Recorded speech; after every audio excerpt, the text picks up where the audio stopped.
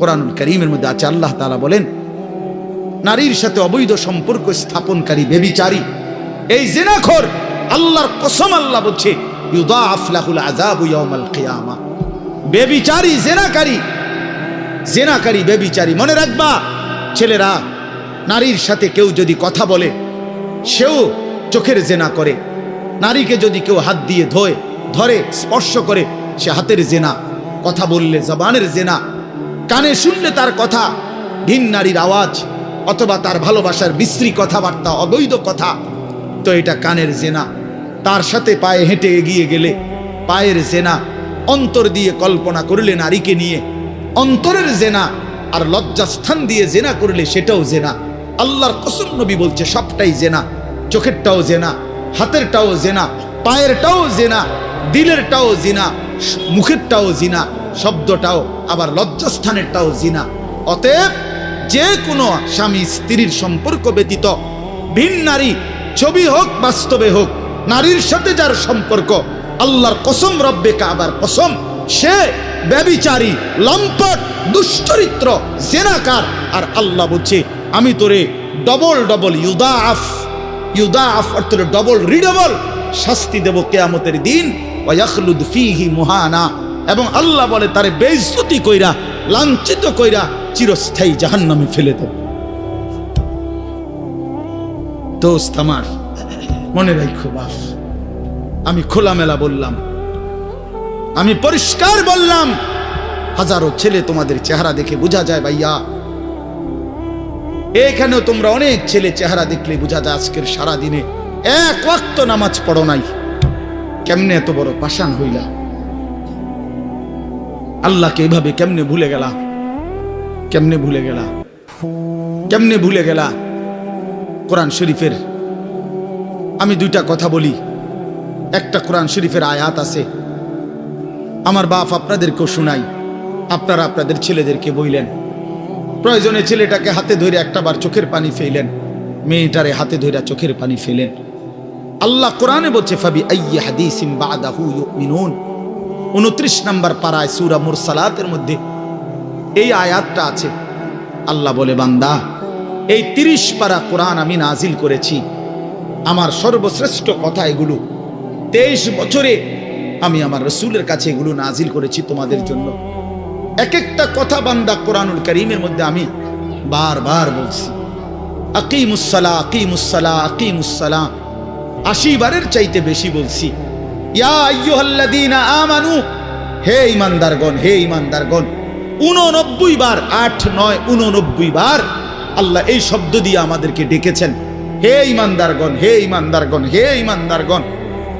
89 বার ডাকছে।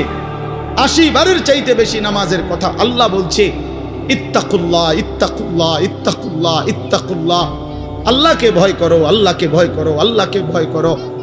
ওয়াইলুন ইয়াউমাইদিল লিল মুকাদ্দিবিন, সূরা মুরসালাতের একটা সূরাতে 10 বার, এক সূরার 50টা আয়াতের মধ্যে 10 আয়াতে এক কথা আল্লাহ 10 বার বলছে যে বান্দা, তোমরা যারা নাফরমান, মিথ্যাবাদী, সেদিন আখিরাতে তোমাদের জন্য জাহান্নাম, জাহান্নাম, জাহান্নাম, জাহান্নাম, জাহান্নাম 10 বার বলছে। তো আল্লাহ বলতে চাচ্ছে, বান্দা, এতবার বললাম, এতভাবে বললাম, এত বড় শ্রেষ্ঠ কোরআন নাজিল করলাম, তুমি বান্দা এবার আমারে বলো যে বান্দা আমি আর কতবার বললে, আর কেমনে বললে, আর কোন কিতাব নাজিল করলে, এক একটা কথা আর কতবার বললে তুমি আমারে মানতা, তুমি বলো। বলো মুসলমানের সন্তান, আর কতবার বললে তুমি নামাজ পড়তা?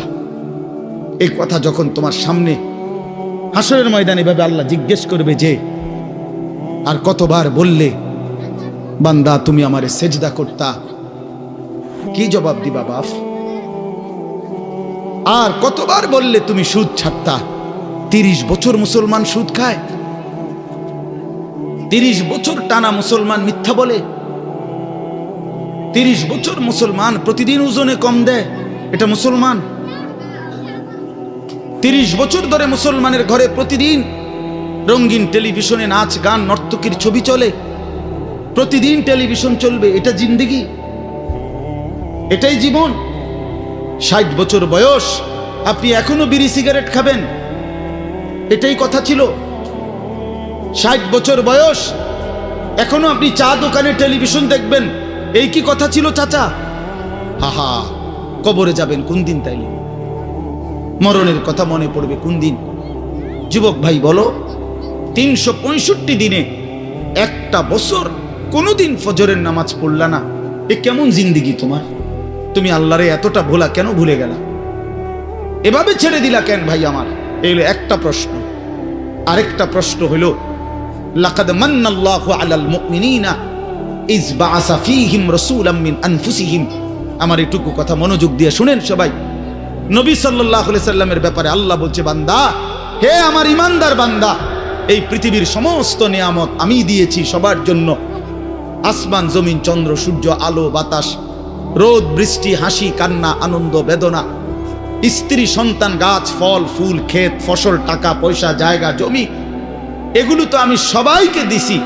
কিন্তু তোমরা ইমানদারগণ শুনো, আমি মহান আল্লাহ রাব্বুল আলামিন তোমাদের জন্য একজন আলাদা আমার সর্বশ্রেষ্ঠ রাসূল, কলিজার টুকরা, আমার সবচেয়ে প্রিয় মাহবুব, আমার বন্ধু, আমার আখিরি রাসূল নবী মুহাম্মদুর রাসূলুল্লাহ সাল্লাল্লাহু আলাইহি সাল্লাম, তাকে আমি তোমাদের জন্য দিয়েছি। এটা আমার সর্বশ্রেষ্ঠ নিয়ামত। বলেন আলহামদুলিল্লাহ, বলেন আলহামদুলিল্লাহ। তো আল্লাহর নবী সাল্লাল্লাহু আলাইহি সাল্লাম, আপনাদের কাছে এই কথাটা বলি, যুবক ভাই তোমাদের কাছেও বলি, হাসরের ময়দানে মনে রাখো ভাইয়া, নবী সাল্লাল্লাহু আলাইহি সাল্লাম উম্মতের আমলনামা দেখবে, উম্মতের আমলনামা দেখবে নবী। আর দেখা নবী সাল্লাল্লাহু আলাইহি ওয়াসাল্লাম উম্মতের এই আমলনামা হাতে নিয়ে যখন দেখবে, পৃষ্ঠার পর পৃষ্ঠা, ফজরের নামাজ নাই, 30 বছর মিথ্যা বলে, 30 বছর সুদের লেনদেন, 40 বছর হারামের ব্যবসা করছে, কোনোদিন 5 ওয়াক্ত নামাজ পড়ে নাই, স্ত্রী পর্দা করে নাই, ছেলেটা নামাজ পড়ে নাই, ঘরের মধ্যে অনবরত টেলিভিশন চলছে। প্রিয় ভাই আমার, বাপ আমার, আল্লাহর নবী সাল্লাল্লাহু আলাইহি সাল্লাম সেদিন চোখের পানি ফেলবে আর বলবে, উম্মত, এটা কি আমলনামা নিয়ে আসছো? উম্মত, তুমি আমার এত বড় বেইজ্জতি কেমনে করলা? আমি 23টা বছর তোমাদের জন্য কেঁদেছিলাম। সারা রাত এশার নামাজের পরে নবী দাঁড়াইছে কানতে কানতে, ফজরের আজান পর্যন্ত নবী উম্মতের জন্য দোয়া করছে আর চোখের পানি ফেলছে। তায়েফের পাথরের আঘাতে পিঠটা ছিদ্র করে ফেলছি, ক্ষুধার কষ্টে পেটে পাথর বেঁধেছিলাম। উহুদের দান দান শহীদ করা রক্ত নিয়ে উহুদের ময়দানে পড়েছিলাম বেহুশ হয়ে। ঘরের চুলায় 3 মাস আগুন জ্বলে নাই। এত কষ্ট, এত চোখের পানি, এত ক্ষুধার কষ্ট, এত রক্ত, বিনিময়ে উম্মত এটা কি নিয়ে আসলো? নামাজ কই, সেজদা কই, রুকু কই, ফজর, জোহর, আসর, মাগরিব, এশা কই, হারাম থেকে বাঁচা কই, হালাল উপার্জন কই, জিকির কই, তেলাওয়াত কই, আমার সুন্নাত কই? কেমনে এমনে ভুলে গেলা উম্মত? আমার এত বড় বেইজ্জতি কেমনে করলা? আমার এত বড় অপমান কেমনে করলা? কি জবাব দিবেন বলো ভাই? আমার কথা শেষ ভাই। কি জবাব হইতে পারে তখন? আল্লাহ তাআলা বলবেন, আল্লাহ তাআলা বলবেন, বান্দা, আমি আর কেমনে বললে তুমি মানতা? নবী বলবেন, উম্মত, আমি আর কত চোখের পানি ফেললে তুমি আমার কথা মনে করতে? আর কত রক্ত ঝরাইতাম আমি? 23টা বছর আমি শুধুই কাঁদছি, শুধুই কাঁদছি, সারা রাত কেঁদেছি। ভাই আমার, দোস্ত আমার, বন্ধু আমার, নওজোয়ান ছেলেরা আমার, নষ্ট হইও না, নষ্ট হইও না। প্রিয় বন্ধু, আজীবন ফিলিস্তিনি রক্ত ঝরবে আর আরাকানে রক্ত ঝরবে, আর তুমি আর আমি নিরাপদ থাকবো, এটা ছিল, এটা যারা ভাবছিলা, আজ ইসকনের গুন্ডারা, ইসকনের সন্ত্রাসীরা এটা প্রমাণ করে দেখাইছে। ইসকনের গুন্ডারা, ওই হিন্দু সন্ত্রাসীরা, এরা প্রমাণ করে দিছে তোমাদের আমাদের সবাইকে যে মুসলমানের বাচ্চা, সুযোগ পাইলে তোদের কাউকে ছাড়বো না। এই জন্য আমার মুসলমান ভাইয়ের, শহীদ সাইফুল ইসলাম আলিফ, অ্যাডভোকেট সাইফুল ইসলাম আলিফের তাজা রক্তে চট্টগ্রামের জমিনে এই ইসকনের গুন্ডারা সন্ত্রাসীরা দিনে দুপুরে প্রকাশ্য দিবালোকে এই 92% মুসলমানের বাংলাদেশে, যে দেশে কালেমার উচ্চে ফজরের আজানে যে দেশে ভোর হয়, যে দেশের কোটি কোটি জনগণ মুসলমান, সে দেশে প্রকাশ্যে দিবালোকে ইসকনের গুন্ডারা সন্ত্রাসীরা এরা আমাদের মুসলমান একজন অ্যাডভোকেটকে জবাই করে ফেলছে। শুনেছো বন্ধু? এটা কি ভাবছ? জিন্দেগি শুধু মোবাইল টিপতে টিপতে শেষ হইব? তুমি কোনোদিন মুসিবতে পড়বা না? না, হ্যাঁ, এইভাবেই মনে করছো জিন্দেগি, এই রং তামাশার জীবনটাই শেষ। বাপ কিছু বলে না, মা কিছু বলে না, স্ত্রী কি, স্বামী, সন্তান সব আলাদা আলাদা, সবাই সবার মন মতো চলতেছো। ভাইয়া, এরই নাম জীবন? বেঈমান বুঝাই দিছে, এই জমিনে রক্ত ঝরাইয়া বুঝাইছে। অনেক মানুষ তো বলে সবসময়, আমরা হুজুররা কেন চিল্লাই, আমরা কে এত কিছু চিল্লাই? আরে বন্ধু, আমরা তো এই কথাই বুঝাইতে চাই যে কাফের বেঈমান সুযোগ পাইলে হুজুর, পাবলিক, জনগণ কাউরে ছাড়বে না। নাই তো অ্যাডভোকেট সাইফুল ইসলাম তো হুজুর না, কথা বলেন না কেন? তো ওরে জবাই করলো কেন? ওরে জবাই করলো কেন? এই বাংলাদেশে কত মুসলিম নেতা আমাদের জাতির কত বড় বড় রাহবারদেরকে, ওলামায়ে কেরামকে আপনার জেলখানায় পুরাইছে, বছরের পর বছর করে ফেলে রাখছে। কই বাংলাদেশের মুসলমান তো কোনোদিনের বিনিময়ে কারো রক্ত ঝরায় নাই। তাহলে ওই বেঈমানরা তাদের একজন কাফের, ওই চরিত্রহীন, তার নামে অসংখ্য নারী নির্যাতন, শিশু নির্যাতনের অসংখ্য অভিযোগ তার নামে, তারে বহু জায়গা থেকে বহিষ্কৃত করছে। এই চিন্ময় কৃষ্ণ দাস নামে একজন কাফের মুশরিক বেঈমান চরিত্রহীনের জন্য তারা মুসলমানের বাংলাদেশে জলজ্যান্ত একজন মানুষকে জবাই করে ফেলছে। আজকে আবার পেঁয়াজের ধমক দেয়, পেঁয়াজ বন্ধ করে দিবে, আলু বন্ধ করে দিবে। ইন্ডিয়া থেকে আমাদেরকে ধমকায়, আমরা পেঁয়াজ বন্ধ করে দিবে।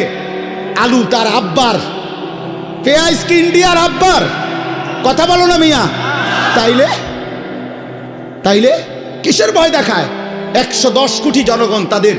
আরে মুসলমান তো 110 কোটিকে ভয় পায় না, 210 কোটিকে ভয় পায় না। আমাদের সংখ্যা হিসাব না, আমাদের শুধু একজন, আগেও একজন, এখনো একজন, আগামী তো আমাদের একজন, তিনি আল্লাহ। তিনি কে? বলো যুবক, আরো জোরে বলো যুবক, দাঁড়ায় বলো নওজোয়ান, দাঁড়াও জওয়ান, ওঠো নওজোয়ান, দাঁড়াও জওয়ান, দাঁড়াও জওয়ান, জাগো নওজোয়ান, ওঠো নওজোয়ান, হিম্মত করো নওজোয়ান, তাকবীর বলো জওয়ান, তাকবীর বলো জওয়ান, জোরসে বলো জওয়ান। নারায়ে তাকবীর! ইসলামের শত্রুরা, ইসলামের শত্রুরা, নারায়ে তাকবীর! ইসলামের শত্রুরা, নারায়ে তাকবীর! এটা মনে রাখতে হবে, এদেশ ইসকলের না, এদেশ মুসলমানের। বলো এদেশ ইমানদারের, এদেশে কালেমার পতাকাই উড়বে। এদেশে হিন্দু থাকুক মানা নাই, কিন্তু ইসকনের গুন্ডারা থাকতে পারবে না, ইসকনের সন্ত্রাসীরা থাকতে পারবে না। তোমরা যুবক জাগবা তো ইনশাআল্লাহ, তোমরা হুঙ্কার ছাড়বা তো ইনশাআল্লাহ। কলিজার খুন দিয়ে হলেও মাতৃভূমির স্বাধীনতা, সার্বভৌমত্ব, প্রতি ইঞ্চি জমিন আমরা রক্ষা করব ইনশাআল্লাহ। বলো ইনশাআল্লাহ, জোরসে বলো ইনশাআল্লাহ। বসো ইনশাআল্লাহ। মুসলমানের সন্তান হারে না, ইমান মরে না, ইমান মরে না, ইমানদার মরে না, ইমানদার শহীদ হয়, আর শহীদ মরে না, শহীদ বেঁচেই থাকে। শহীদ কি থাকে বলেন না? বেঁচেই থাকে, বেঁচেই থাকে। আমি তোমাদের সমস্ত যুবককে হাত জোর করে অনুরোধ করলাম, দোস্ত আমার, তোমরা আল্লাহর নাফরমানি ছেড়ে দাও, মোবাইলের আসক্তি ছেড়ে দাও, নারীর লোভ ছেড়ে দাও। বন্ধু, আমি যদি পারতাম তোমাদের প্রতিটা যুবককে বুকে জড়াইয়া বলতাম, আমার যদি সুযোগ হইতো তো আমি চোখের পানি ফেলে বলতাম, কেমনে বললে বুঝতা তোমরা? কেমনে বললে বুঝতা? কারো প্রতি কোনো হিংসা বিদ্বেষের কোনো দরকার নাই। দোস্ত, ধাক্কা ধাক্কি ঠেলাঠেলি করার সময় নাই। দিন বাঁচানো, ইমান বাঁচানো, ইসলাম বাঁচানো। আগামী জেনারেশন, আমার 3 বছরের বাচ্চা আছে, অনেকের ঘরে 2 বছরের বাচ্চা আছে, কোলের বাচ্চা আছে। আমাদের চেষ্টা করা উচিত আগামীর জমিনটা, আমাদের স্ত্রী সন্তান, আগামী প্রজন্ম যেন ইসলাম নিয়ে বাঁচতে পারে, ইমান নিয়ে বাঁচতে পারে। এটাই হবে সাধনা। আমাদের সন্তান, আমাদের প্রজন্ম যেন আজানের শব্দে বাঁচতে পারে। এই জন্য এই জমিন যদি আমরা নিরাপদ না রাখি, আমরা যদি আল্লাহকে সেজদা না করি, আল্লাহর নাফরমানি করি, প্রায় আমার বন্ধু, আমার বাপ, আমাদের উপরে আযাব আসবে, আমাদের উপরে আযাব আসবে। আল্লাহ বলছে, বান্দা, দুনিয়ায় ডুবে থাকার শাস্তি আমি বুঝাবো। কাল্লা সাউফা তা'লামুন সুম্মা কাল্লা সাউফা তা'লামুন, কবরেও বুঝাবো, জাহান্নামেও বুঝাবো। কাল্লা লাউ তা'লামুনা ইলমাল ইয়াকিন লাতারাবুন্নাল জাহিম সুম্মা লাতারাবুন্নাহা আইনাল ইয়াকিন।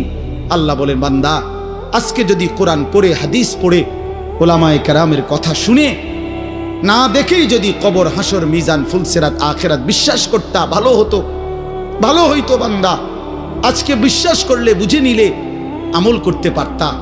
তো নয়তো লাতারাবুন্নাল জাহিম, একদিন সচক্ষে হাসরের ময়দানে জাহান্নাম দেখবা, সব বুঝবা। সুম্মা লাতারাবুন্নাহা আইনাল ইয়াকিন, চোখে দেখে বিশ্বাস হবে, কিন্তু সেদিন আর লাভ হবে না। সেদিন আর কি হবে না ভাইয়া? লাভ। সুম্মা লাতুসআলুন্না ইয়াওমাইদিন আনিন নাঈম। আল্লাহ বলেন, আমি কিন্তু সেদিন হাসরের ময়দানে নিয়ে বান্দা তোমার জীবনে যা কিছু নিয়ামত দিয়েছি, আসমান, জমিন, চন্দ্র, সূর্য, গ্রহ, নক্ষত্র, আলো, বাতাস, রোদ, বৃষ্টি, হাসি, কান্না, আনন্দ, বেদনা, স্ত্রী, সন্তান, ছেলে, মেয়ে, গাছ, ফুল, ফল, ফসল, তোমার চোখের পলক, হাতের নড়াচড়া, তোমার নিঃশ্বাস, এক ফোঁটা পানি, এক লোকমা খাবার, আল্লাহ বলেন, আমি যা দিয়েছি, আমি বান্দা প্রতিটা নিয়ামতের কি হক আদায় করছো আমি জিজ্ঞেস করব। আমি ছাড়বো না বান্দা, আমি ছাড়বো না বান্দা। তুমি শুনছো আমি গাফুর, কিন্তু এটাও জানো তুমি আমি কাহ্হার। তুমি এটা শুনছো আমি রহমান, এটাও শুইনো আমি জব্বার। আমি যুন্তিকাম, আমি প্রতিশোধ গ্রহণকারী, আমি প্রচন্ড শাস্তিদাতা, আমার আযাব বড় ভয়ানক। এজন্য ভাই আমার, বন্ধু আমার, চলো আজকে নিয়ত করি, কবরবাসীদের জন্য আমরা দোয়া করি, আর আমরা যারা জীবিত আছি আমরা আমাদের জীবন গঠন করি, বলি ইনশাআল্লাহ। একটা ছোট্ট কথা আগে বুঝেন, সবাই বুঝতে ভালো। কোরআনুল কারীমের মধ্যে আছে, হযরত মূসা আলাইহিস সালামকে আল্লাহ তাআলা প্রথম যখন তুর পাহাড়ে, আমরা সবাই জানি যে আল্লাহ তাআলা মূসা আলাইহিস সালামের সাথে তুর পাহাড়ে কথা বলছেন বহুবার, মানে ওয়াহি নাজিল করছেন। আল্লাহর কথা মানেই ওয়াহি। তো প্রথমবার যখন মূসা আলাইহিস সালাম তুর পাহাড়ের ওই টিলাতে উঠলেন, তো সেখানে আল্লাহ তাআলা স্পষ্ট কোরআন শরীফে আছে, আল্লাহ তাআলা প্রথমেই বলে দিছেন, ইন্নী আনা রব্বুক ফাখলা'না আলাইক। মূসা, আমি তোমার রব, আমি তোমার মহান মালিক আল্লাহ। তুমি ফাখলা'না আলাইকা, তোমার 2টা জুতা খুলে ফেলো, 2টা জুতা খুলে ফেলো। আনা আখতারতুকা, আমি তোমাকে নির্বাচিত করেছি। ফাসতামি' লিমা ইউহা, অতএব আমি যা ওয়াহি নাজিল করতেছি, বলতেছি, তা মনোযোগ দিয়ে শোনো। তাহলে এখন কি বোঝা গেল? তাফসীরের মধ্যে আছে, জুতা খুলতে বললেন কেন? প্রশ্ন হলো, জুতা খুলতে বললেন কেন? কথা বললে বলবে। তো আল্লাহ তাআলা এটা বুঝাইছেন, মূসা, আমি রব্বুল আলামিনের কথা শুনবার আদব জুতা খুলে বসা, এই জন্য আদব শিখাইছেন, আদব শিখাইছেন। কোরআন সুন্নাহর ইলমের মধ্যে, কোরআন সুন্নাহর জ্ঞানের মধ্যে একটা জিনিস ভীষণ জরুরি, সেটা হলো আদব। 2টা জিনিস একসাথে গঠন করতে হয়। এজন্য আমাদের মাদ্রাসাগুলোতে 2 জিনিস একসাথে পড়ায়, একটা হলো ইলম আর একটা হলো আদব। এজন্য মাদ্রাসাওয়ালারা তাদের বাচ্চাদেরকে যেমন পড়ায়, তো বাচ্চার ওযু, গোসল, চলা ফেরা, উঠা বসা, কথাবার্তা, চাল চলনের দিকেও নজর রাখে, যে ছেলেটা দাঁড়াইয়া পেশাব করে কিনা, ছেলেটা টয়লেট পেপার ব্যবহার করে কিনা, দস্তরখান বিছায়া খানা খায় কিনা, বাবা মাকে সালাম দেয় কিনা, ইত্যাদি ইত্যাদি। মানে শুধু শব্দ মুখস্থ করছে, পড়া দিছে, পড়া নিছে, এটা না, তার সাথে সাথে তার জীবন গঠন হচ্ছে কিনা, আদব শিখতেছে কিনা, আখলাক শিখতেছে কিনা, এইটা হলো একই সাথে লক্ষ্য থাকে। এই জন্য হাদিসের মধ্যে আছে, আমাদের প্রিয় নবী সাল্লাল্লাহু আলাইহি ওয়াসাল্লাম বলছেন, আল্লামানি রব্বি ফাআহসানা তা'লিমি ওয়া আদ্দাবানি রব্বি ফাআহসানা তা'দীবি। এই একটি হাদিসে নবীজি দুইটা কথা বলছে, যে আমার আল্লাহ আমাকে সর্বোত্তম ইলম জ্ঞান শিখিয়েছেন এবং আমার আল্লাহই আমাকে সর্বোত্তম আদব শিখিয়েছেন। তাহলে একই সাথে বলছে নবীজি, আল্লামানি রব্বি আদ্দাবানি রব্বি, আল্লাহই আমাকে ইলম শিখিয়েছেন, আল্লাহই আমাকে আদব শিখিয়েছেন। কেন নবীজি বাম পাও দিয়া টয়লেটে ঢুকছেন? কেন ডান পাও দিয়া মসজিদে ঢুকছেন? মনে করেন এই যে প্রতিটা নড়াচড়া, হাত্তাল হারাকাত ওয়াস সাকানাত, নবীজির প্রতিটি স্থিরতা, প্রতিটা নড়াচড়া সবটাই আল্লাহ তাআলার ফয়সালা, আল্লাহ তাআলার পক্ষ থেকে নির্ধারণ করে। তিনি সাহাবীদের সাথে পরামর্শ করছে অথবা নিজে নিজে ভাবছে যে কেমনে শুইলে ভালো হয়, কেমনে হাঁটলে ভালো হয়, না না, আল্লাহ তাআলার পক্ষ থেকে নির্ধারণ করে দেওয়া। এই জন্য বাপ, এটা জরুরি বিষয়। এটা আল্লাহর কোরআনের মজলিস, বরকতময় মজলিস। এখানে জুতা খুলে আল্লাহর কথা শুনলে বরকত হবে, এটা আদব। সবাই যারা মুসা আলাইহিস সালামের ওই ঘটনাটা জানে, কোরআন শরীফে স্পষ্ট আছে যে তখন প্রচন্ড ঠান্ডা ছিল, ভীষণ ঠান্ডা, কুয়াশা, নিচে বরফ।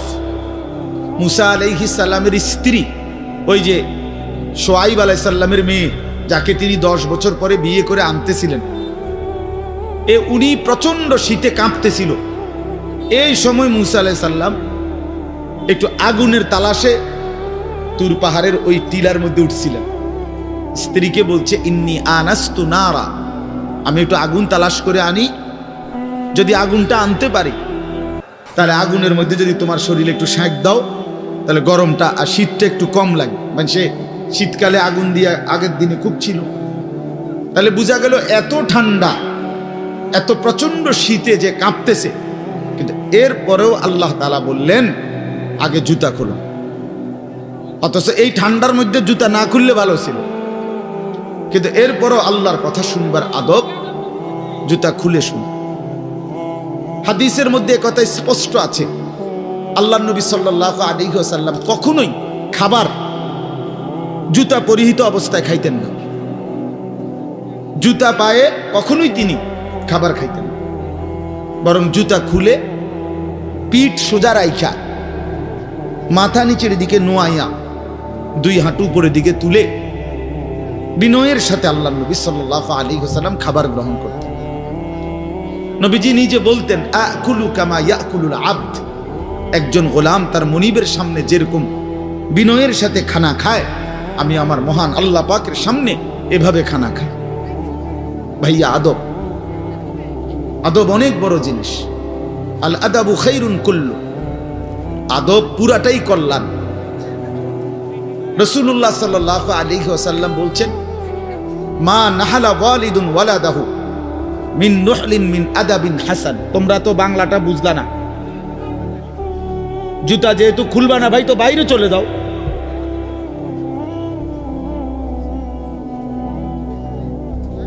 আশ্চর্য মানুষ। না না, অনেকের আছে গাদ্দারি স্বভাব, যে আমি যেমনি আছি এমনি শুন।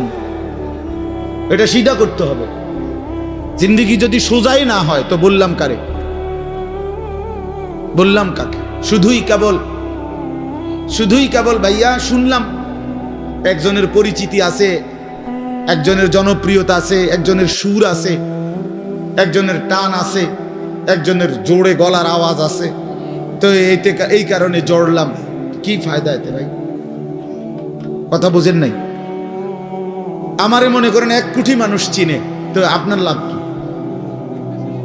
আমারে 10 কোটি মানুষ চিনে, সারা পৃথিবী চিনে, তো আমারে চিনলে তোমার লাভ কি? তুমি কি বদলাইলা? এটা না দেখার বিষয়। আমি আমার জন্য কি গ্রহণ করলাম, এখানে কার জনপ্রিয়তা আছে না নাই, এটা দিয়ে কে ঘাস কাটে? জনপ্রিয়তা দিয়া হয় কি? কিচ্ছু না, কিছুই না। পৃথিবীর জনপ্রিয় অজনপ্রিয় সব মানুষই ভাত খায়, তো আর জনপ্রিয়তার আলাদা ভ্যালু কি? ঘুম যায়, পেশাব পায়খানা করে, তো আর এনে কি আহামরি কি? এটা কিচ্ছু না, এটা ধোঁকা ছাড়া আর কিচ্ছু ধোঁকা। এজন্য ভাই আমি আবারও অনুরোধ করছি, তোমরা কষ্ট পাইও না, প্যান্ডেলের ভিতরে দাঁড়াইও না।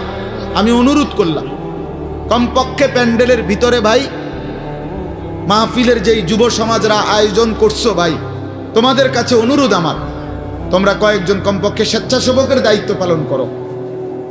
যারাই দাঁড়িয়ে আছে তাদেরকে বসতে বলো। এটা ভালো, আজকের জন্য না, সব সময়ের জন্য। হাদিসের মধ্যে আছে হযরত জিবরাইল আলাইহিস সালাম নবীজি সাল্লাল্লাহু আলাইহি সাল্লামের কাছে, শুনতেছেন আপনারা?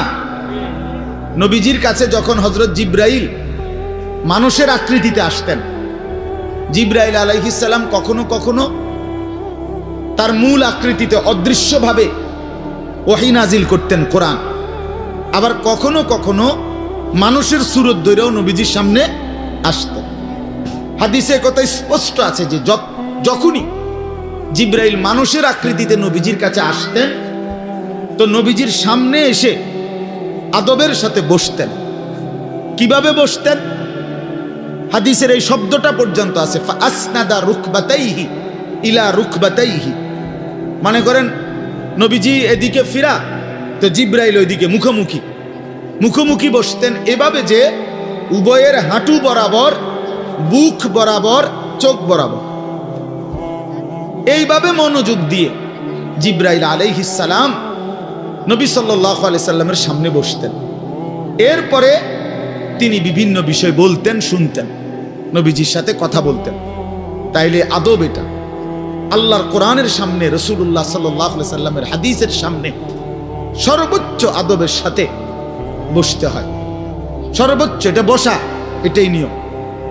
হাদিসের মধ্যে আছে, আরো শুনাই আমি, হাদিসের মধ্যে আছে, হাদিসে কুদসি, কোন নেককার বান্দারা যখন আল্লাহর জিকির, আল্লাহর তেলাওয়াত, আল্লাহর কথা শুনবার জন্য, বসবার জন্য, বলার জন্য বসে, তো এই পুরা মজমা যখন শেষ হয়, তো আল্লাহ ফেরেশতাদেরকে জিজ্ঞেস করে যে আমার এই বান্দাদেরকে কি পুরস্কার দেওয়া যায়? তো তারা বলে, মহান আল্লাহ, আপনার ইচ্ছা। তো আল্লাহ তাআলা বলেন, শুনো, আমার এই প্রিয় বান্দাদের মজলিস যারা বসলো, আমি তাদের সকলকে মাফ করে দিলাম। তো ফেরেশতারা বলে, আল্লাহ, এখানে এমন লোকও আছে যে এমনি আসছিল, দ্বীনি উদ্দেশ্যে আসে নাই, আপনার কথা শুনতে আসে নাই, এমনি বইছিল আর কি। ইন্নামা জাআ লিহাজাতিন, ব্যক্তিগত কোনো উদ্দেশ্যে আসছে, তাকেও মাফ করে দিবেন। তখন আল্লাহ তাআলা বলেন হাদিসে কুদসি, হুমুল কওমু লা ইয়াশকা বিহিম জালিসুহুম। এই শব্দটা বুঝাইতে চাই। আল্লাহ তাআলা তখন বলেন, আমার প্রিয় বান্দাদের মজলিস, হুমুল কওমু লা ইয়াশকা বিহিম জালিসুহুম, এমন কওম, যে কওম, আল্লাহ বলে আমার নেক বান্দাদের মজলিস এমন মজলিস যেখানে যেই বসছে আমি আল্লাহ কাউকে বঞ্চিত করি, কাউকেই বঞ্চিত করব না, বরং ফেরেশতারা শোনো, আমি সকলকেই মাফ করে দিলাম। তাহলে এইখানে কথাটা কি? যে জালিসুহুম, আমার নেক বান্দাদের সাথে যারা বসছে আমি সকলকে মাফ করে দিলাম। তাহলে বোঝা গেল বসার গুরুত্বটা আলাদা। এই এতগুলো কথা বলার পরে আর আমার পক্ষে আর কিছু বলার নাই এই বিষয়ে। কোরআন সুন্নাহর আলোকে বললাম। এরপরে কোনো বদনসিব যদি নাই বসে, তার কি করার আছে? তার কি মাথার বাড়ি দেওয়া যাবে? কথা বুঝছেন না? কাজেই এরপরে কোনো দুর্ভাগা না বসলে ঠিক আছে। ইসরাফিলের ফু যেদিন দিবে সেদিনও বহু মানুষ গাফেল থাকে। হাদিস আছে, ইসরাফিলের ফু হবে, পৃথিবীতে ভূমিকম্প শুরু হবে, জমিন কাঁপতে শুরু করবে, আসমান ভাঙতে শুরু করবে, তখনও গাফলতের মধ্যে বহু মানুষ থাকে। এই অবস্থাতেই মৃত্যু হবে, এই অবস্থাতেই হাসর হবে। কাজেই গাফেল থাকবেই, গাফেল থাকবেই। এই জন্য আল্লাহ তাআলা আমাদের প্রত্যেককে আল্লাহর কথা, কোরআন সুন্নাহর কথা মনোযোগ দিয়ে আন্তরিকতা নিয়ে শুনবার তৌফিক দান করেন। এবার আর একটা কথা, ছোট্ট কথা, সেটা হলো ভাই, মেহেরবানি করে প্রত্যেকে এই যাদের হাতে মোবাইল, এই হাতে ধরা এই মোবাইলগুলো নামায় ফেলো।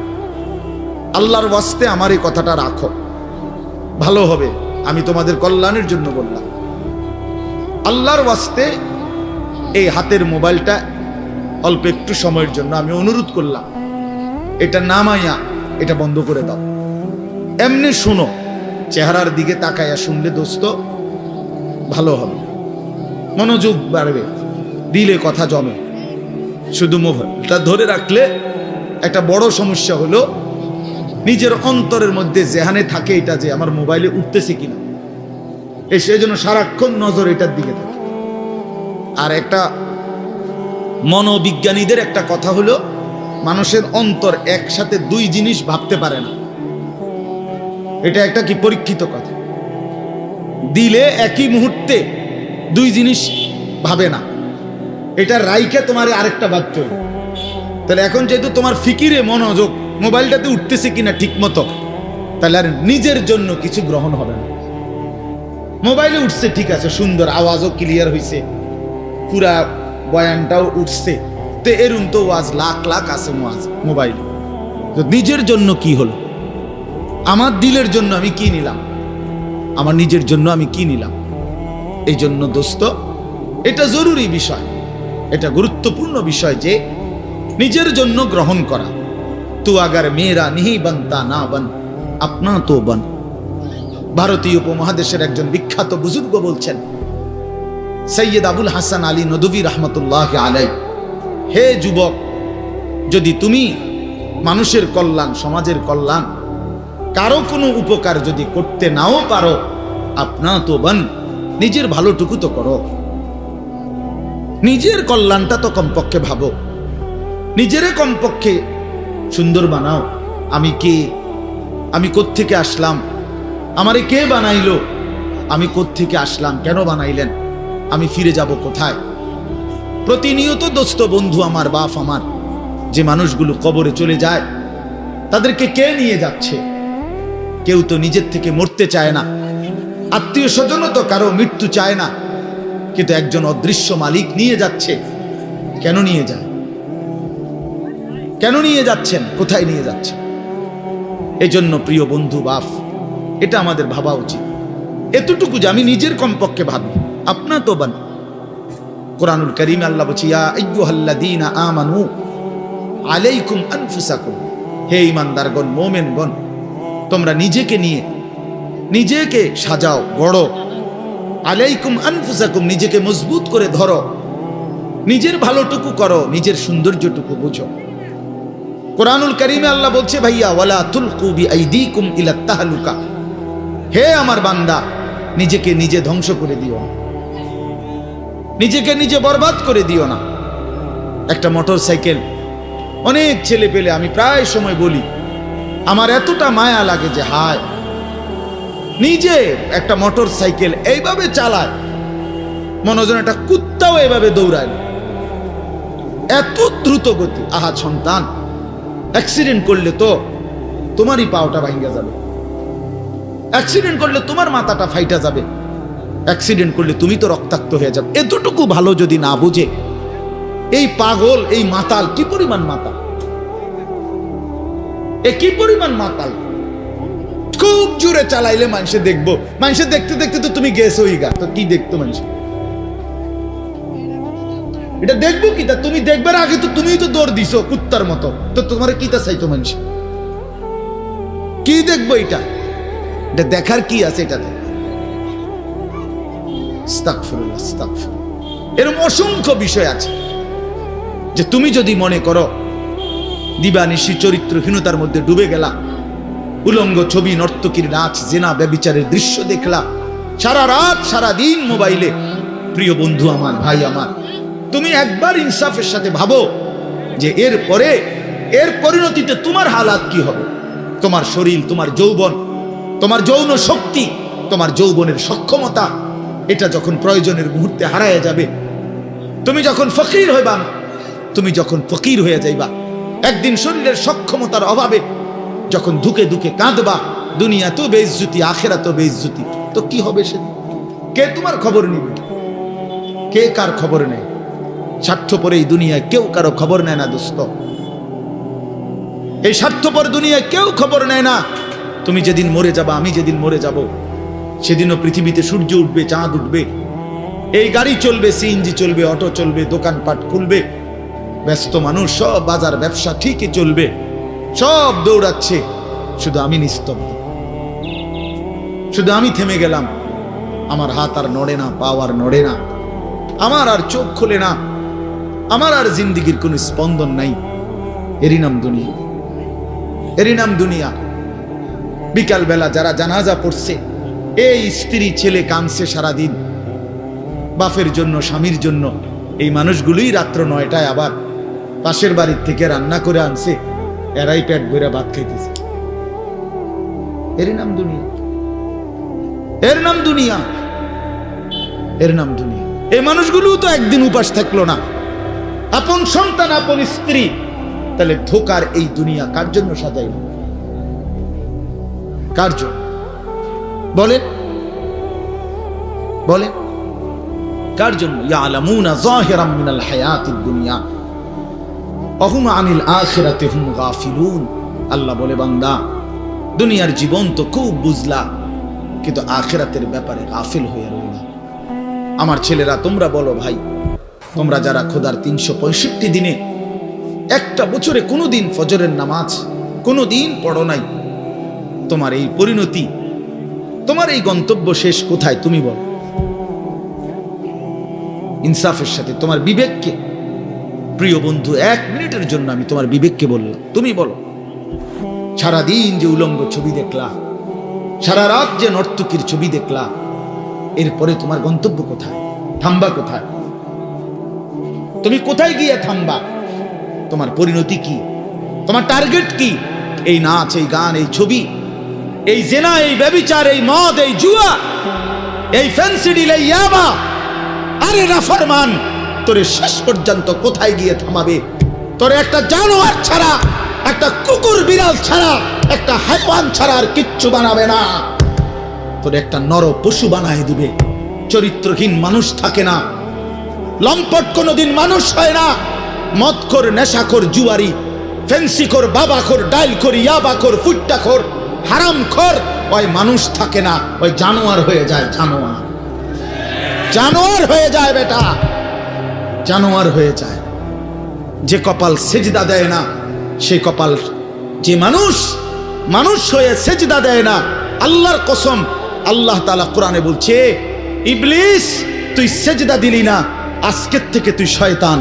এজন্য যে কপাল সেজদা দেয় না, সে মানুষ নয়, শয়তান। শয়তান বেটা, তুই বেটা শয়তান, শয়তান, এটা শয়তান। এর আগে কোনোদিন ইবলিসকে শয়তান বলতো? কোন দিন থেকে বলছে? যেদিন থেকে সে সেজদা দেয় নাই। কথা বলেন না কেন? ইবলিসে আগে কি শয়তান আছিল? সেজদা যেদিন দিল না, সেদিন থেকে মালিক বলল, আজকের থেকে তুই শয়তান। ইবলিস যেদিন সেজদা দিল না, সেদিন আল্লাহ বলল, ফখরুজ ফাইন্নাকা রাজিম, বের হ, আজকের থেকে তুই রাজিম, অভিশপ্ত, মালউন, অভিশপ্ত, রাজিম। আল্লাহ বলছে, ওয়া ইন্না আলাইকাল লানাতা ইলা ইয়াউমিদ্দিন। ইবলিস তুমি সেজদা দিলা না, মনে রেখো, আজকের থেকে কিয়ামত দিবস পর্যন্ত তোর উপরে আমি আল্লাহর লানত। এজন্য বেনামাজি তোর উপরে আল্লাহর লানত, তোর উপরে আল্লাহর লানত, তোর উপরে খোদার গজব। আল্লাহর লানত যার উপরে, সে সুখ পায় না। ওই মালিকের সাথে গাদ্দারি করে সুখ মিলে না। খবর নিয়ে দেখো, তুমি না জানলে আমি জানি। জিন্দিগির আজ 21 বছরের এই ওয়াজের জীবনে কত শত মানুষ জীবনের কত দুঃখ বেদনা আমরা তো শুনি না? আমরা কাছে দোয়া চায় না? কোন হারামখোর, কোন সুদখোর, কোন ঘুষখোর, কোন বেপর্দা নারী, কোন বেহায়া নারী, কোন মদখোর জুয়ারি, কোন নারীর সাথে অবৈধ সম্পর্ক স্থাপনকারী, পুরুষ কিংবা নারী, আল্লাহর কসম সুখে নাই, সুখ মিলে না, সুখ মিলে না। নোনা জলে তৃপ্তি হয় না। যে পানি লবণাক্ত ওই পানি তৃষ্ণা মিটায় না। অতএব গুনাহ তৃষ্ণা মিটায় না, গুনাহ কাউকে তৃপ্তি দিতে পারে না। আল্লাহর নাফরমানি কাউকে সুখ দিতে পারে না বন্ধু। আল্লাহ কোরআনে বলছে ওয়াদারু যাহিরাল ইসমি ওয়া বাতিনা, আমার বান্দা প্রকাশ্য গুনাহ ছেড়ে দাও, গোপন গুনাহ ছেড়ে দাও। আল্লাহ বলছে ওয়ালা তাকরাবুল ফাওয়াহিশা মা যাহারা মিনহা ওয়া মা বাতান, আল্লাহ বলছে বান্দা প্রকাশ্যে কিংবা গোপনে কোনো অশ্লীলতা, বেহায়াপনা, অসভ্যতার কাছেও যেও না। আল্লাহ বলছে ওয়ালা তাকরাবুজ জিনা, জিনা ব্যভিচারের কাছে, নারীর সাথে অবৈধ কোন রকম সম্পর্কে যেও না বান্দা।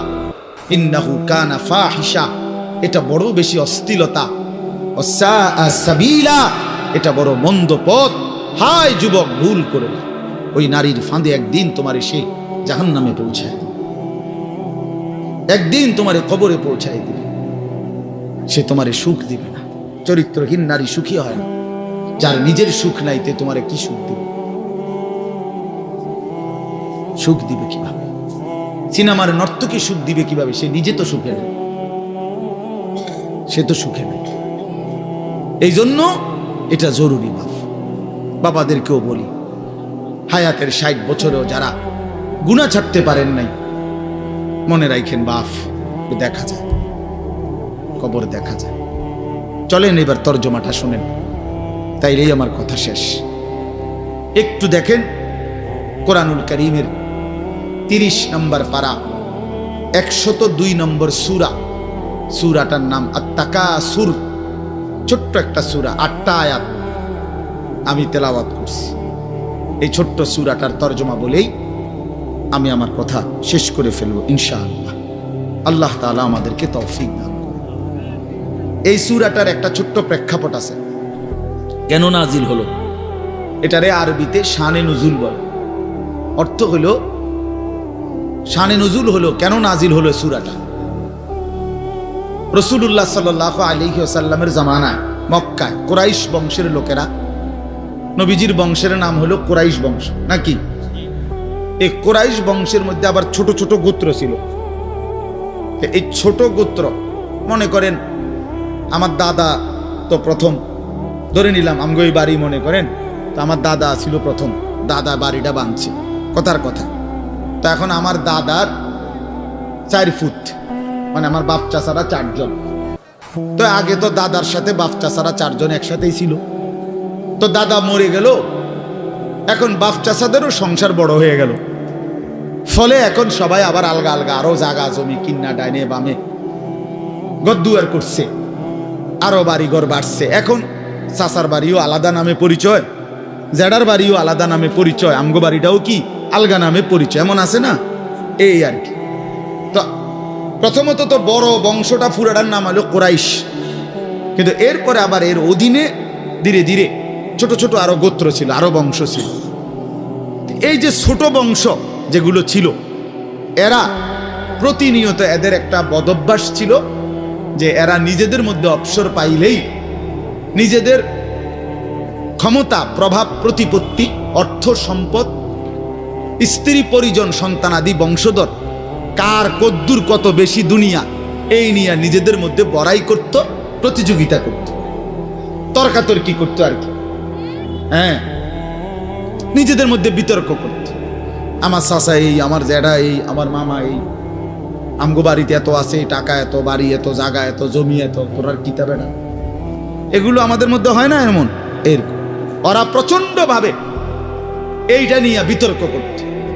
অর্থ সম্পদ এবং ক্ষমতা, প্রভাব, প্রতিপত্তি এবং বংশধর নিয়ে নিজেদের মধ্যে গর্ব এবং অহংকার করত, প্রতিযোগিতা করত, কার কত বেশি দুনিয়া দুনিয়া। তো এটা তাদের একটা অভ্যাস ছিল। এর মধ্যে 2টা গোত্র, বনু আব্দে মানাফ এবং বনু সাহাম, ওই কুরাইশের শাখা, এই 2টা গোত্রের নাম। একদিন তারা এই 2 গোত্র প্রচন্ড তর্কে লাগছে, কার বংশ বড়, কার সম্পদ বেশি, কার ক্ষমতা বেশি কইতেছে, এরা একবার কয়, এরা একবার কয়।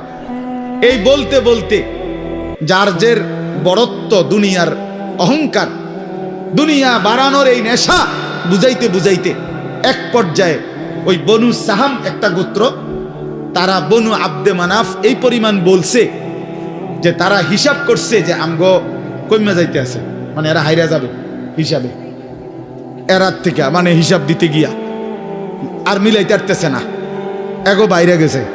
এই তখন এরা এই বনু সাহাম এই গোত্র কইল কি অগরে, এ দিগাও, কই কবরস্থানে আসো। কোথায়? কবরস্থানে আসো, আসো কবরস্থানে। কবরস্থানে কি আসো না? তা আইসা এবার কবরস্থানের সামনে আইসা তাগো ওই মুর্দা যারা কবরে তাগো বংশের এবারে এই হ্যাগো হিসাব দেয়া হইতেছে। এই বেটা আমার চাচা মরলে কি হইছে, চাচা কি আছিল তুই জানোস না? আমার দাদা মরলে কি হয়েছে বেটা?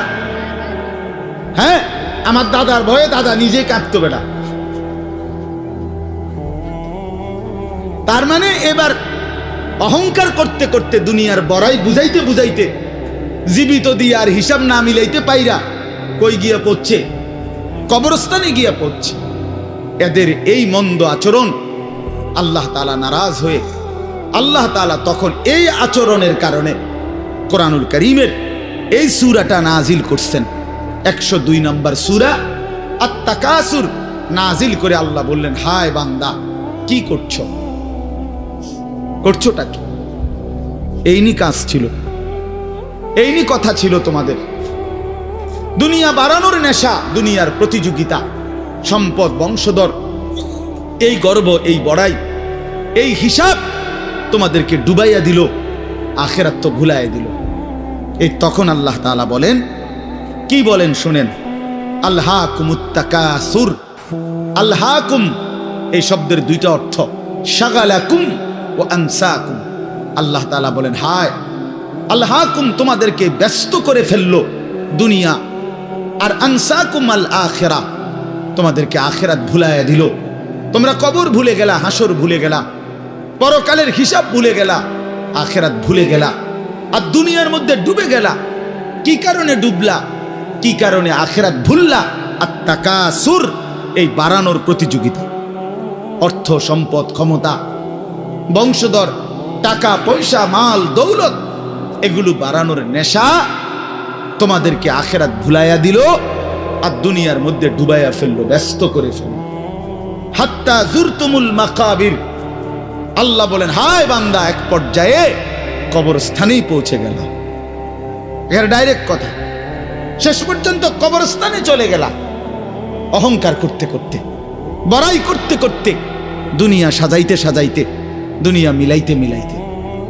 এ কথার দুই অর্থ। এবার এক হলো সরাসরি ওদেরকে বলছে কাজটা তোমরা ভালো করলা না, আরেকটা হলো আমাদের সবাইকে বলছে, আমার বান্দারা তোমরা যারা এই পরিমাণ দুনিয়া নিয়ে ব্যস্ত হইলা, দুনিয়া সাজাইতে লাগলা, যে এক পর্যায়ে এই দুনিয়া সাজাইতে সাজাইতেই হাত্তা জুরতুমুল মাকাবির কবরে পৌঁছে গেলা, একদিন মরে গেলা, অথচ আখিরাতের কোনো পুঁজি নাই, কবরের কোনো সামান নাই। কামটা কি করে, কামটা কি করে, কাজটা কি করলা বান্দা, কি করো? হায় বান্দা 60 বছর বয়স, আজও আখিরাতের পুঁজি কই? 30 বছর, আজও আখিরাতের পুঁজি কই? এরই মধ্যে তো একদিন কবরেই পৌঁছে যাবে। কবরেই এই যে দেখেন কবরবাসীদের রুহের মাগফিরাত কামনায় মাহফিল। আমি এই জন্যই আয়াত করছি। পুরা কোরআনুল কারীমের মধ্যে এই একবারই কবর এই শব্দটা আছে এই সূরার মধ্যে একমাত্র। হাত্তা জুরতুমুল মাকাবির, এই কবরস্থান, কবর, এই কথাটা কোরআনের এই সূরাতেই আছে। শুনুন, আল্লাহ তাআলা বলেন, বান্দা দুনিয়ার লোভে ডুবে আখিরাতকে ভুলে তুমি বাড়ানোর নেশা, তোমার প্রতিযোগিতা, আরো চাই, আরো চাই, আরো চাই, আরো চাই, এটা তো একদিন তোমার কবরস্থানেই পৌঁছায় দিল, কবরস্থানে পৌঁছায় দিল। আমার বাপ, আমার বন্ধু, আমার জওয়ান সাথী, সবাই নিয়ে ভাবি, আমিও আপনিও ইনসাফের সাথে। দুনিয়া আমারে কি পরিমাণ ব্যস্ত করে দিল। 60 বছরের বয়স্ক মানুষ, 70 বছরের বয়স্ক মানুষ, হিসাব শুধুই দুনিয়া। হিসাব করতেছে এখনো দুনিয়া। দুনিয়া মিলছে খুশি, দুনিয়া মিলে নাই খুশি নেই। যখন দুনিয়া মোটামুটি ঘুষাইতে পারছে তৃপ্ত, আর দুনিয়া ঘুষাইতে পারে নাই অতৃপ্ত। অতৃপ্ত অসংখ্য মানুষকে শুনবেন দুনিয়া ঘুষায় ফেলছে।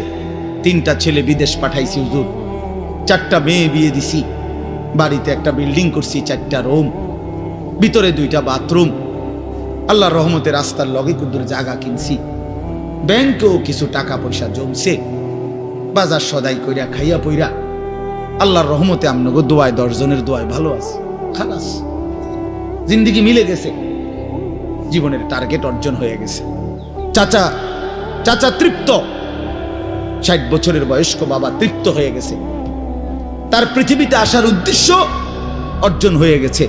পৃথিবীতে আসছিল ফোলা বিদেশ পাঠাইছে, পৃথিবীতে আসছিলেন মেয়ে বিয়ে দিতে, মেয়ে বিয়ে দিছে। দুনিয়ায় আসার 60 বছরের একটা টার্গেট ছিল, একটা বিল্ডিং করবে, বিল্ডিংটা হইছে আলহামদুলিল্লাহ। আর তো চাচা কবর, হাসরের ময়দান, ফুলসেরাত, মিজান, আমল নামা, জান্নাত জাহান্নাম, এগুলো কার জন্য? এগুলো কার জন্য? এগুলো কার জন্য? কই সেগুলোর কথাতে বললেন না? ইয়ালামুনা যাহিরাম মিনাল হায়াতিদ দুনিয়া, দুনিয়া তো খুব বুঝলা বান্দা, অহুম আনিল আখিরাতি হুম গাফিলুন, আখিরাতের ব্যাপারে তো গাফিল হয়ে রইলা। যুবক ছেলে, তোমাদের হালাত কি? তোমরা মনে করছো তোমাদের লজ্জাস্থানের যৌনতার একটা শাহওয়াত আছে, চাহিদা আছে, এই চাহিদাটা যদি পূরণ হয়, নারী, ছবি, বন্ধুদের অসৎ আড্ডা, মোবাইলের অশ্লীল ছবি, এই জেনা ব্যভিচারের যে কোনো সুযোগ কিংবা কোনো অসভ্যতা নোংরামির কোনো সুযোগ পাইছ, জীবন উপভোগ করতেছ, খালাস খালাস। কোথায় নামাজ, কোথায় আখেরাত, কোথায় মৃত্যু, কোথায় কবর? আহা বাফ, কিছুই মনে করে, কিছুই মনে করে, কিছুই মনে করে। এরই নাম জিন্দেগি, এরই নাম মুসলমান। এখানেই জীবনের সমাপ্তি, আর কিছু নাই। কবর বলতে কিছু নাই, আখিরাত বলতে কিছু নাই। আল্লাহ তাআলা বলেন, বান্দা আলহাকুমুত তাকাসুর, আহা বান্দা, দুনিয়ার নেশা তো তোমাদেরকে ভুলায় দিল আখিরাত।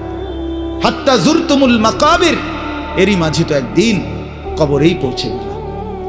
একদিন কবরে পৌঁছে তুমি তো উপলব্ধি করবা, কাল্লা সাউফা তা'লামুন সুম্মা কাল্লা সাউফা তা'লামুন। আল্লাহ তাআলা বলে, বান্দা শোনো, সাবধান, কাজটা ভালো করলা না, দুনিয়ায় ডুবে গেলা, আখিরাত ভুলে গেলা।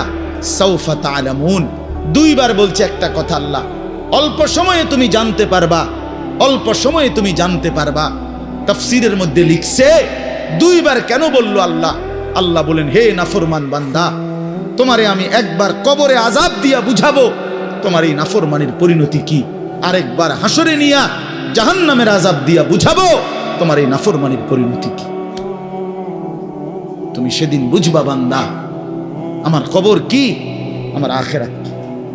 রাসূলুল্লাহ সাল্লাল্লাহু আলাইহি ওয়াসাল্লাম বলেন, নাফরমান যখন কবরের প্রশ্নের জবাব দিতে পারবে না, তো আল্লাহ তাআলার পক্ষ থেকে ফেরেশতাদেরকে বলবে, আফরিশুহু মিনান নার ওয়ালবাসুহু মিনান নার ওয়াফতাহু লাহু বাবান ইলান নার। আমার বান্দার কবরের মধ্যে জাহান্নামের বিছানা বিছিয়ে দাও, জাহান্নামের পোশাক পরিয়ে দাও, জাহান্নাম বরাবর দরজা খুলে দাও। ফেরেশতারা এই 3টা কাজ করে এই ফেরেশতারা সরে যাবে। আল্লাহর নবী সাল্লাল্লাহু আলাইহি সাল্লাম বলেন, কবর তখন তাকে একটা চাপ দিবে, এই চাপে এই ব্যক্তি ডান পাশের মাটি বাম দিকে, বাম দিকের মাটি ডান দিকে, এইভাবে আইসা চাপ মারবে।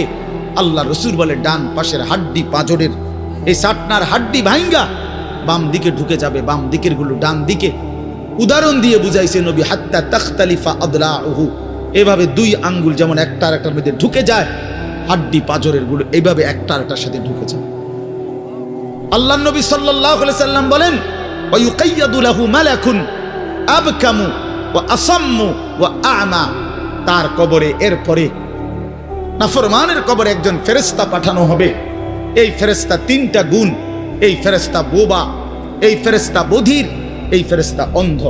সে কথাও বলতে জানে না, কানেও শোনে না, চোখেও দেখে না। আল্লাহ রসুল বলেন ফায়ুতরাবু লাহু বিমিতরাকাতিম মিন হাদিদ, এই ফেরেশতা তখন তাকে লোহার গুর্জ, লোহার হাতুড়ি দিয়ে নাফরমানের বারবাতান বাইনা উজুনাইহি, দুই কান বরাবর মাঝখানে আঘাত করবে। এক একটা আঘাতে ফায়াসিহু সাইহাতান, নাফরমান এভাবে চিৎকার করবে ইয়াসমাউহা মান ইয়ালিহি ইল্লা সাকালাইন, মানুষ এবং জিন ব্যতীত আল্লাহর কসম গোটা সৃষ্টি এই নাফরমানের আওয়াজ শুনতে পাবে, চিৎকার শুনতে। দোস্ত আমার, বন্ধু আমার, ছেলেরা আমার, জিন্দেগি বড় বেশি রঙিন মনে করছো তুমি। 18,000 টাকার একটা মোবাইলের কাছে হেরে গেলাম মুসলমানের ছেলে। মাত্র 20,000 টাকা দামের একটা মোবাইলের কাছে এত সুন্দর জীবন শেষ করে দিলাম। ভুল করলাম, অল্প টাকায় বেচা গেলাম, অল্প কয়টা টাকায় হেরে গেলাম। বেঈমান তোমারে হারায় দিল। ইহুদি, খ্রিস্টান, নাস্তিক, মুরতাদ একটা নারীর উলঙ্গ ছবি অথবা অর্ধ উলঙ্গ ছবি দিয়া, যারে তুমি ধরতেও পারো না, ছুঁইতেও পারো না, শুধু ছবি দেখাইয়ে তোমারে শেষ করে দিল। তোমার দুনিয়াও নষ্ট করে দিল, আখেরাতও নষ্ট করে দিল। হায় হায়, এর চাইতে বড় ব্যর্থতা আর কিছু হতে পারে। আমার কথা মনে রাখো বাপ আমার, প্রিয় বন্ধু আমার, সন্তানরা আমার, ছেলেরা আমার, ভাই আমার, যুবক, আমি যদি আর কোনোদিন বলতে নাও পারি, এই একবারই বলি, এতটা সুন্দর জীবন নষ্ট করে দিও না ভাই, এতটা সুন্দর জীবন নষ্ট করে দিও না ভাই। মেহেরবানি করে বরবাদ হইও না, চরিত্রহীন হইও না।